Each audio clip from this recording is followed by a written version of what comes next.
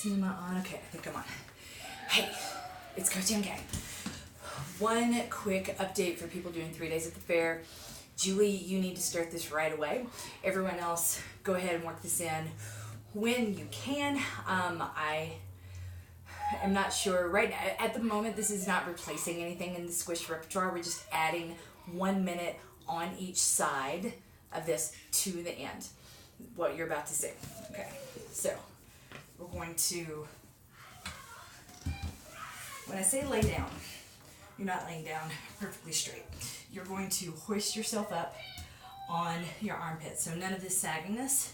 We want that lat and that armpit activated, keeping you aloft, right?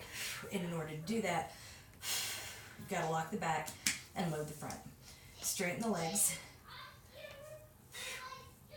You can have a hand down if you need it for balance. Have it up for balance. I don't really care where it is. I care that your hips are stacked. They're not rolling too far back or too far forward. And then once you've got that position, I want you lifting that ball off the ground. Keep that load. None of the, you don't want this pressing out. You want this lifted, cage loaded, small lift and lower. And you should feel that right here. It's a teeny tiny move, but if you're holding this correctly, it's going to be all you can do to get this even 1 inch off the ground. Try not to sickle your feet. Remember, this is sickling. We don't want that. If you want to point your toes, keep your elbows, keep your ankles straight. Okay, don't sickle your feet around the ball. If you want to keep pressure on that ball by pressing your ankles towards each other. Ooh. Sorry, let me get my pad over here.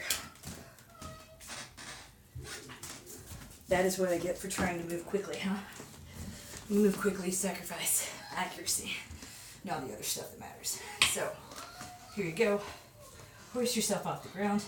Make sure your booty, your hips are aligned, not rolling backward. It's going to be awkward directly on the side. Up, lock, load, lift, then lift.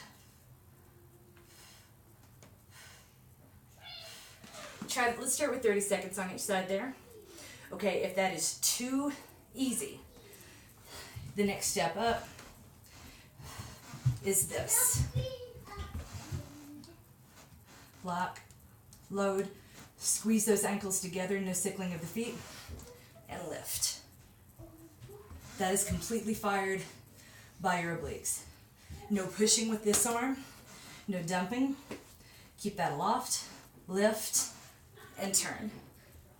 Turn, return. Lift and turn, turn, return. It's awkward. Lift and turn, turn, return. But we start with this. Okay? Remember to stay locked and loaded throughout. If you don't have that good deep exhale, if you're not pressing your elbows towards your waist, you're not getting the full benefit of the move. What is that? Don't be scared. It's really not hard. It's just small and subtle. And what we're trying to do here in the final push before, because Julie, you got only a few days of strength left. So once the other strength drops off, that isn't next week. I think it drops off toward the end of next week because we stop all strength about 10 days before your race because we want you in fresh. This move continues, okay? Because we're trying to recruit those obliques as much as possible to keep you upright and we want to take the pressure off of your back because you're going to be carrying a pack. As you fatigue, you're going to start to do this. You're going to have your hands on your hips. Look at pictures of any ultra runner that's getting tired as they ascend a hill. They're leaning over, fighting gravity going up that hill, and we need your not your quads, sorry. We need your lats and your obliques working together in unison to keep you supported and upright as much as possible while you're fighting that fatigue going forward. You're going to hyperextend your back, and if your obliques are speaking to your lats, you're going to be much better off. That's what we're going for. So, any questions? If you need to see that on the other side, remember the two most important parts of it. If you need to start with bent knees, I would rather see this. Okay, don't let those knees touch. I would rather see this with bent knees, which is horrible, but I'll let you do it. I will let you do this with bent knees as long as you keep this aloft and loaded. Better with straight legs. Try to keep your body straight as much as possible and lift from there.